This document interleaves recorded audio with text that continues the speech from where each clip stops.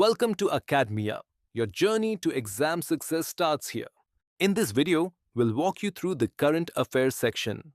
From the sidebar menu, go to Current Affairs and click on Articles. Here, you can manage news articles and current affairs content. You can edit articles, update their status, mark them as featured, or delete them as needed. To create a new article, click on Create New Article. Enter the basic details such as title, summary, and content. Then select a category, set the publish date, and add relevant tags. You can also optionally include an image and source information. Choose the relevant exam, configure additional settings, and click on Create Article. Your article will then appear in the list. Next, go to Magazines. Here, you can create monthly magazines using your articles. You can view or publish these magazines as needed.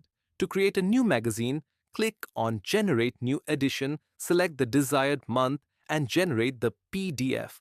And that's how you can efficiently manage current affairs in Academia.